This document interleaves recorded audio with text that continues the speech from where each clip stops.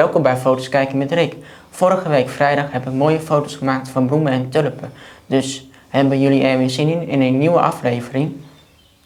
Hallo, dit is een prachtig beeld van de gefranjeerde tulp. De zachte overgang van warm roze naar abrikoosgeel geeft de bloem bijna iets vlammends.